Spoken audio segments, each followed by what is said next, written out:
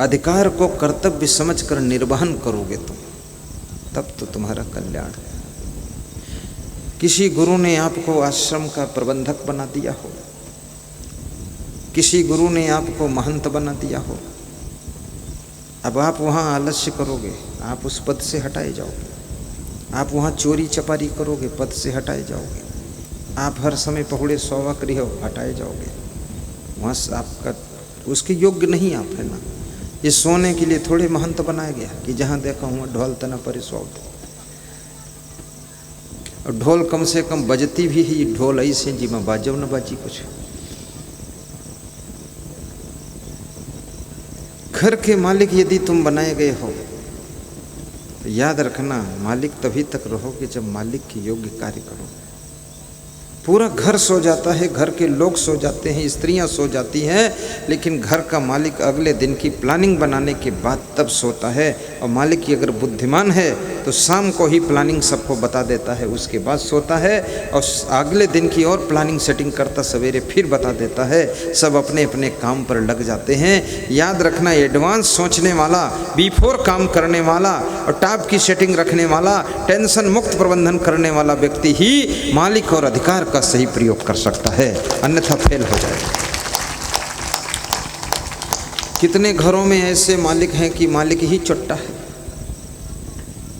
Number 1 का चोर है, और कितने घरों में तो घरू भर चोर है। घरू बच गवा यही बहुत है। जौन जहस जत्ता दांव पाई सो नोच लेगा, घरू सब झांझर होएगा, डीव डेला होएगा। भैंसी सब देख रही भूसव नहीं मिले वाला है, क्योंकि यहाँ घरू भर सब भैंसी भैंसा बना घूमत है। कोई उधर पहुड़ा है, कोई उधर गावत है, कोई रोवत है, कोई मोड़ के 12 इंचत है। पूरा नरक बना दिया है।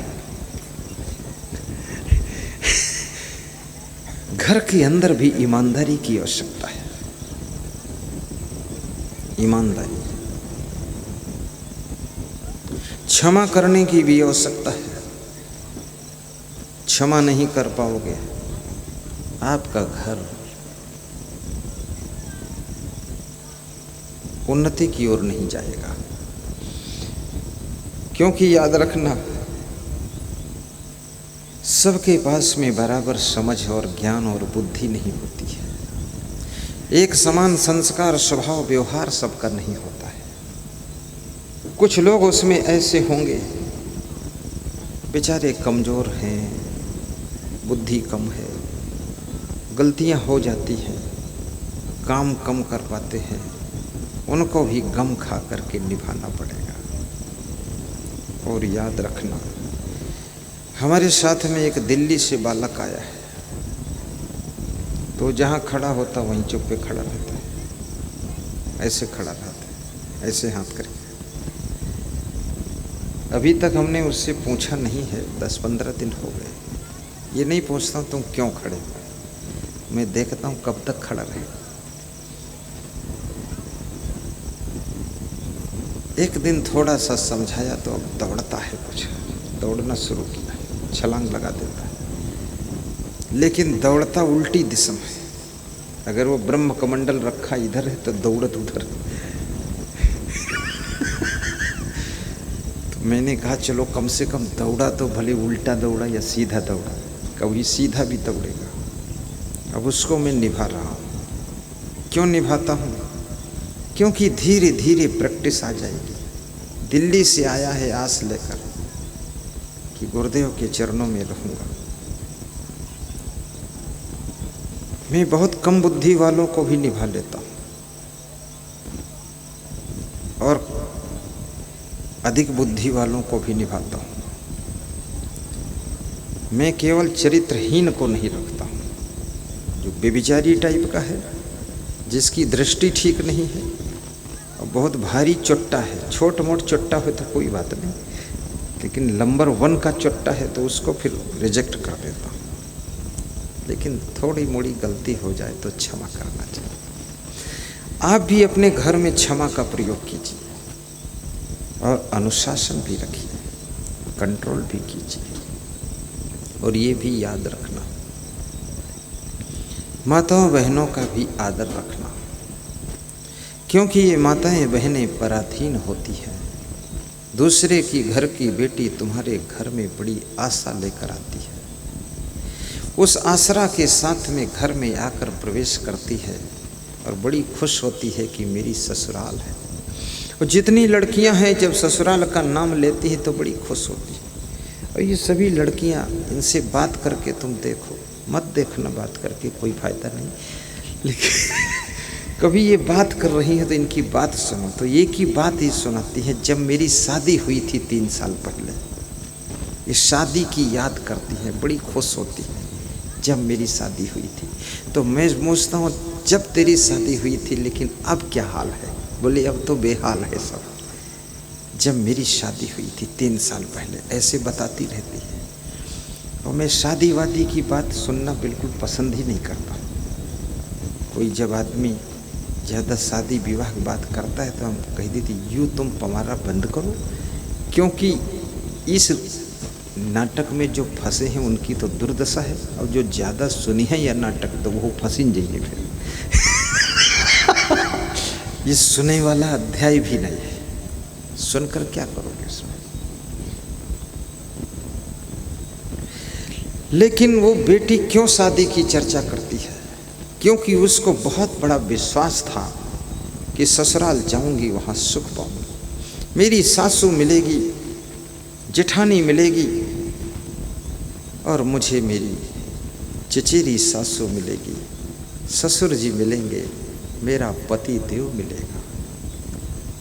इसलिए सभी पतियों से मैं कहूँगा, ये जो लड़की तुम्हारे साथ विवाह करके आती है बड़ी आशा रख कर आती है कि मेरे मायके में जो है सो है, नहीं है नहीं है, लेकिन मेरी ससुराल में तो मेरा पति कार खरीदेगा, उसमें बैठ कर बाजार जाऊंगी, और कार से जब मायके आऊंगी तो मेरी सहेलियां देखती रह जाएंगी, और पति खुद ही बेकार है, कार तो अलग, वो बेकार है।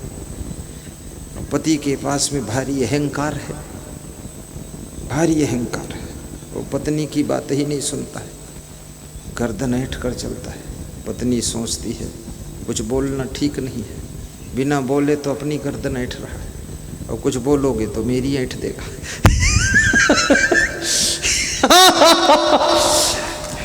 अभी मेरा सत्संग मध्य प्रदेश में था, एक दंगवाड़ा गांव में। तो जाट समाज के लोगों के घर में मेरा निवास था। जाटों के 3 मकान बिल्कुल महल बने थे। वो तीनों मकान 10 करोड़ से कम के नहीं होंगे। तो एक महल में हमको भी रखा। मैं अपनी ज़िंदगी में शायद 2-4 जगह ऐसे मकान में रहा हूँ, इतना अच्छा मकान। एक दिन बीत गया, 2 दिन बीत गए, उनके घर के लोग मिल ही नहीं पाए। अभी जिनके घर में ठहरा हूँ राजू भाई के हैं, इनके घर के कोई मिल ही नहीं पाए। वो सब अपन नाश्ते पानी पत्तल वत्तल ढूंढा करते। हमारे पास आने का टाइम ही नहीं। वो राजू भाई कह रहे थे कि आज सुबह मिलैया रहन छुट्टी नहीं मिली।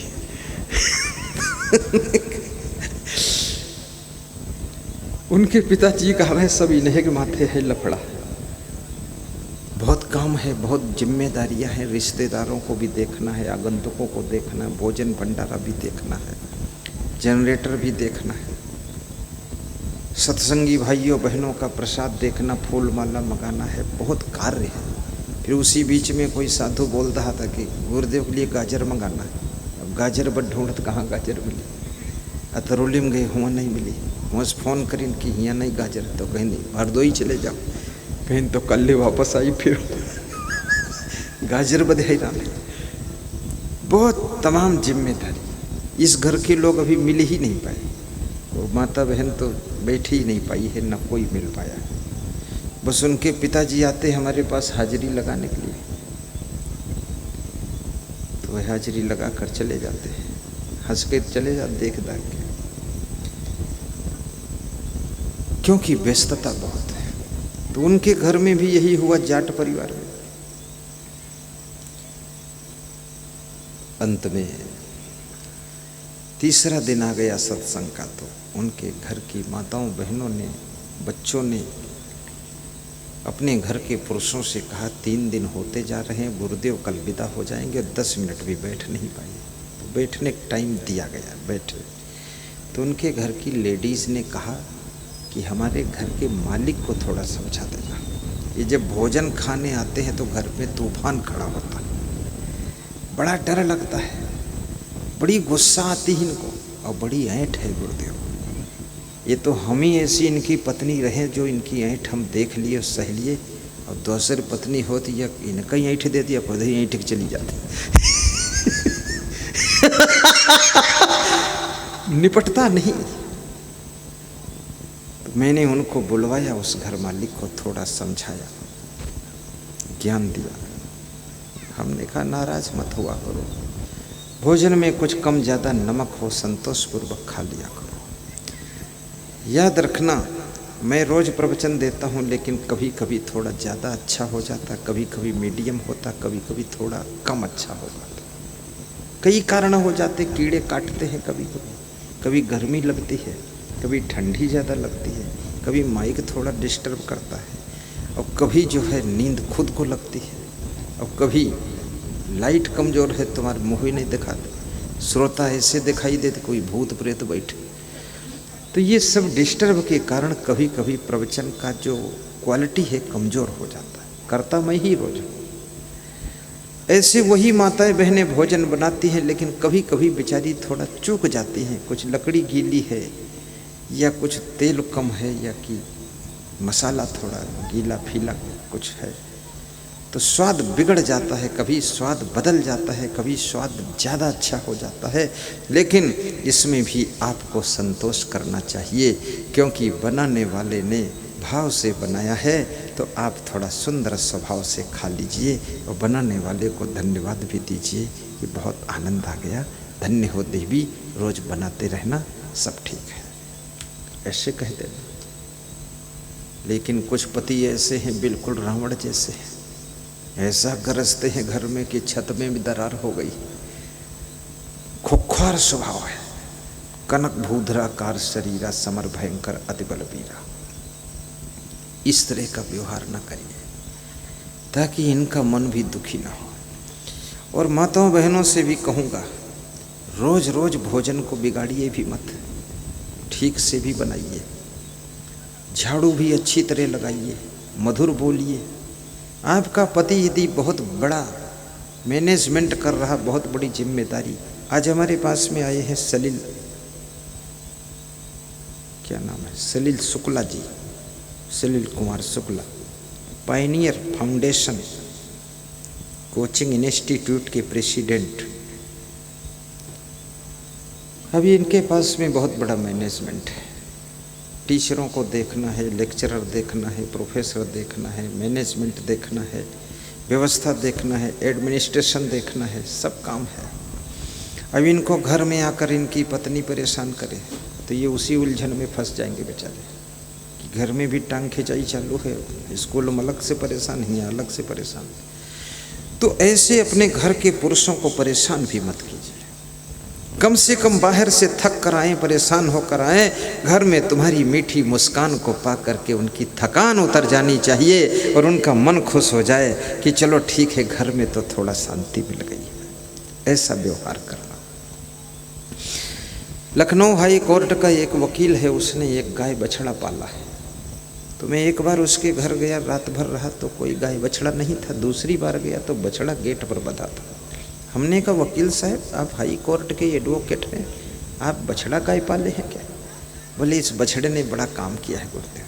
तो हमने कहा गाय? बोले गाय उतना काम की नहीं, लेकिन बछड़ा काम का। तो हमने कहा यहाँ क्या खेत जोतते हैं? बोले खेत नहीं जोतता हूँ, ये बछड़ा हमको जोत देता है। तो हमने कहा तो हमने कहा तुम्हारे में क्या है? तो बोले हमारे में टेंशन बहुत है, हाई कोर्ट से उलझन में आते थे, गुस्सा में, टेंशन में सिर दर्द होता। ये गेट पर बछड़ा मिलत है, ये पूँछ हिलाए देते और कान हलावत है, अपना मूड लायक हमारे टांग हम फंसावत है। जब हम इसके पीठ पर हाथ सहलाई थे तो ये गर्दन झुकाए खड़ा रहते और हम जीभ से पाँव चाट लेते। बस अतने में यहाँ हमारा थकान उतर जाते, हम खुश हो जाते।